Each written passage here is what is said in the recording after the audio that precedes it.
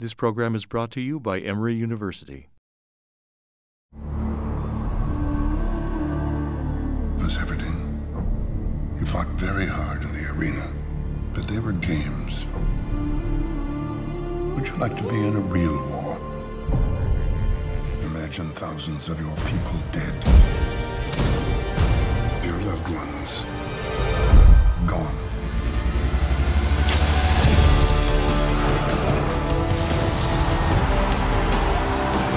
She has to be eliminated at the right time. We have to go, Gale, before they kill us. They will kill us. People want to fight. I'm staying here. Any last advice? Stay alive.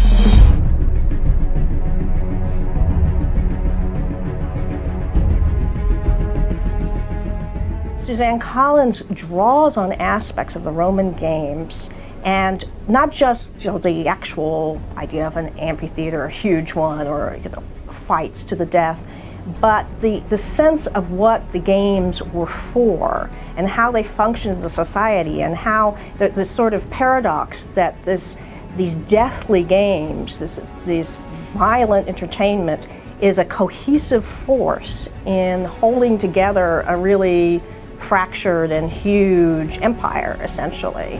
And because Rome did that too, not quite in the same way, but the use of violence in its many forms was the way that Romans kept the peace.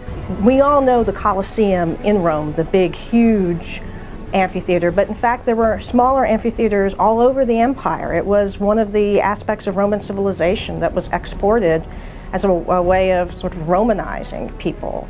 Consciously, the Roman government also knew that having all this entertainment was a way of keeping people from being dissatisfied with their lives.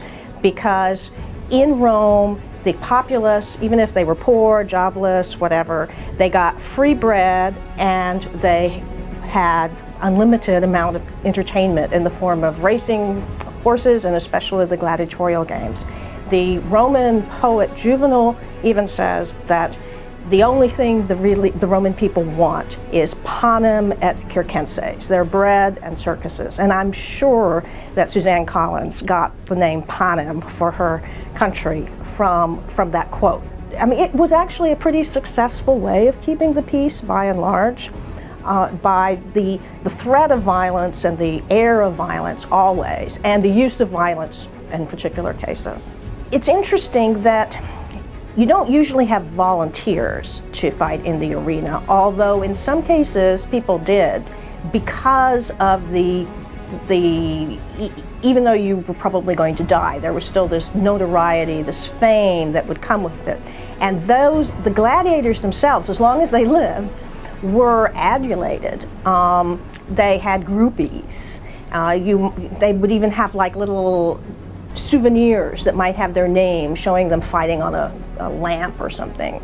And so there was a lot of celebrity to the fighters, even as everybody knew that probably they were going to die. Some managed to fight multiple times and survive and maybe even be freed, be released. In that case, they probably did lead a life like the victorious tributes did, and get everything they wanted for life. They'd certainly, be considered like superstars.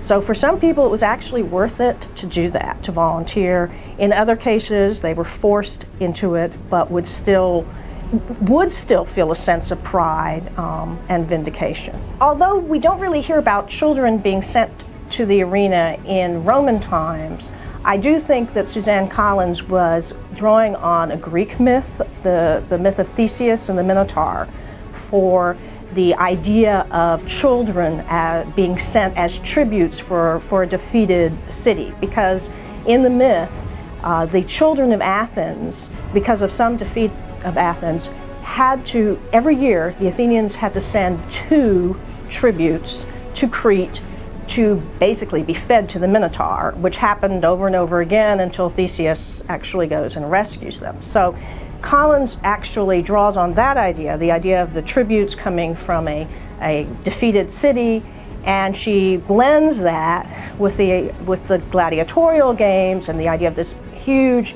entertainment complex, and the fact that this is a symbol of a country as well as simply a punishment